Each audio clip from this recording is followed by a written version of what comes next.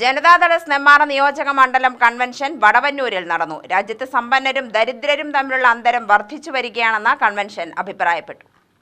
കോർപ്പറേറ്റുകളുടെ കിട്ടാക്കടം എഴുതിത്തള്ളുകയും കോർപ്പറേറ്റുകൾക്ക് നികുതി ഇളവ് നൽകുകയും ചെയ്യുന്ന കേന്ദ്ര സർക്കാർ രാജ്യത്തിന് അന്നമൂട്ടുന്ന കർഷകരുടെ കടം എഴുതിത്തള്ളാത്തത് ഇരട്ട നീതിയാണെന്നും കൺവെൻഷൻ അഭിപ്രായപ്പെട്ടു.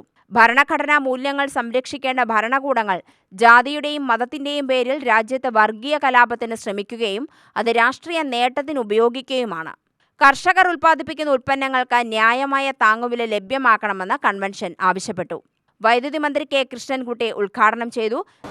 പണ്ട് കർഷകരുടെ പ്രശ്നമെടുത്ത് സമരം നടത്തിയ ആളുകളൊന്നും തന്നെ ഇപ്പോൾ കർഷകരുടെ ബുദ്ധിമുട്ടോ പ്രയാസത്തിനോ കുറിച്ച് ചർച്ച ചെയ്യാറില്ല. അതൊക്കെ നമ്മൾ ആഗ്രഹിക്കുന്ന മേഖലയാണ്. ജയ് ജവാൻ ജയ് കിസാൻ പറഞ്ഞ അന്നാണ്. ഇന്ന് കാർഷിക മേഖലയുടെ സ്ഥിതി എന്താണ്? ജയ് കിസാൻ പറയുമ്പോൾ അന്നെന്താ ജയ് കിസാൻ പറയാൻ കാരണം? ഭക്ഷ്യധാന്യം ഇവിടെ കമ്മിയായി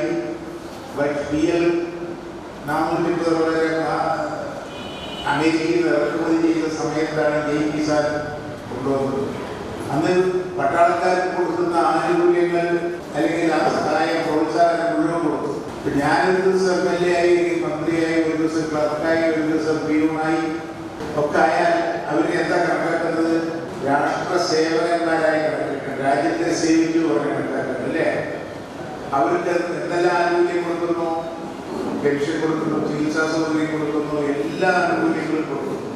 നെന്മാറ മണ്ഡലം പ്രസിഡന്റ് എ മോഹനൻ അധ്യക്ഷനായി.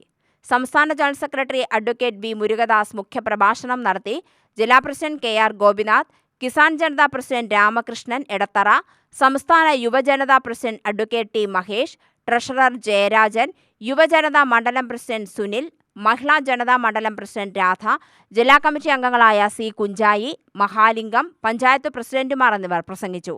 K രാധാകൃഷ്ണൻ സ്വാഗതം പറഞ്ഞു.